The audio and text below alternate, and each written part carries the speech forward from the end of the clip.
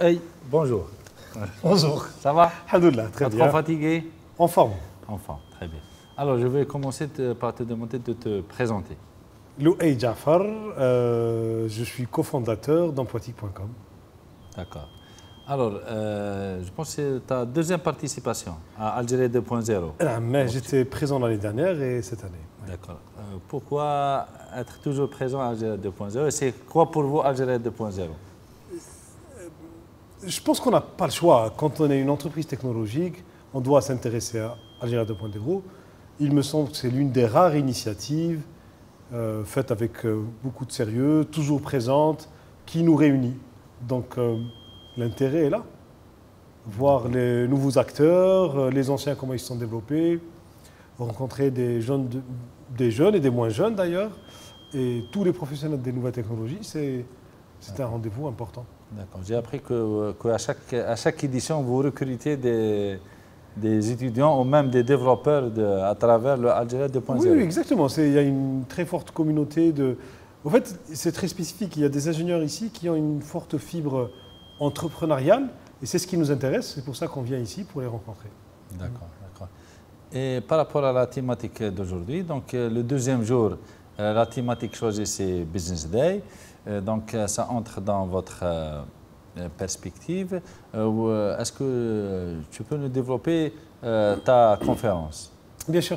Aujourd'hui, il est important pour nous de venir ici, partager un peu notre retour d'expérience sur ces 7 dernières années, sur comment nous avons créé l'entreprise, comment nous l'avons développée, quelles ont été les contraintes et les opportunités, et pour présenter aussi les facteurs clés de réussite.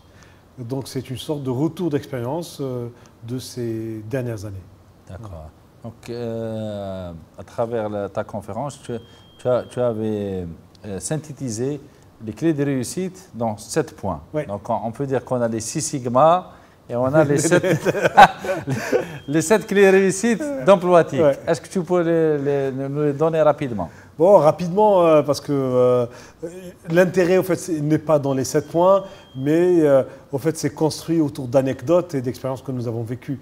Mais en gros, c'est l'idée, c'est important, le fait d'être passionné, parce que entreprendre, c'est spécifique. Troisièmement, c'est s'entourer des meilleurs, ou du moins des plus passionnés, et ceux qui croient au projet, s'armer de patience, faire attention au modèle économique, ne rien laisser au hasard. Voilà, ce sont des conseils qui peuvent paraître comme ça. En fait, c'est principalement du bon sens, hein, parce que je ne dis rien d'extraordinaire, mais ce qui était intéressant avec ceux qui étaient là, c'est qu'on partage des moments que nous avons vécus, de comment on a affronté ça, et avoir les retours des questions de la salle, c'est ce qui était intéressant. En fait, au-delà de la présentation, je pense d'ailleurs que les 2 tiers du temps étaient autour de questions, réponses, arguments que sur la présentation elle-même. Aujourd'hui, pour postuler ou pour chercher un travail à travers le net, est-ce qu'on doit être initié au net ou est-ce que ça s'est vulgarisé, ça s'est généralisé? Ça s'est vulgarisé. Vous savez, aujourd'hui, les Algériens, contrairement à ce qu'on se dit, sont très présents sur Internet. C'est-à-dire que même si le taux de pénétration d'Internet est peut-être légèrement en retard par rapport à ce qui se fait sur la moyenne régionale, mais en termes de nombre de connectés, on est très bon. Vous savez, j'ai regardé Sabah sur 6,5 millions d'Algériens sur Facebook. C'est énorme. Et moi, ce qu'on dit, si les gens me demandent si c'est compliqué de créer un CV sur Empoitique, je leur dis, si vous savez créer un profil sur Facebook, vous pouvez faire donc, je pense qu'il ne faut pas être initié. Ou chez nous, ça prend un peu de temps, donc il ne faut pas être pressé. Donc, créer un CV, c'est sérieux, c'est une affaire sérieuse. Donc il faut prendre tout son temps, mais c'est très accessible. Très accessible. Et je pense qu'à travers votre site, vous aidez, vous accompagnez les jeunes à créer leur CV, peut-être même à savoir, à réussir un entretien d'embauche. Exactement. Il n'y a pas que nous, enfin, il y a plein d'autres sites qui accompagnent donc, les demandeurs d'emploi à créer un CV. Et puis, comme vous l'avez dit, plein de conseils sur comment faire un CV, comment faire une lettre de motivation percutante, qu'est-ce qu'il faut faire pendant un entretien d'embauche, comment négocier un salaire. Donc des petits conseils comme ça qui sont utiles à un demandeur d'emploi. Le meilleur conseil que vous pouvez donner pour quelqu'un qui met son CV en ligne?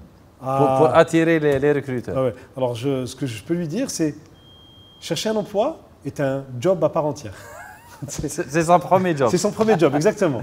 Et souvent, les gens ne prennent pas ça très au sérieux.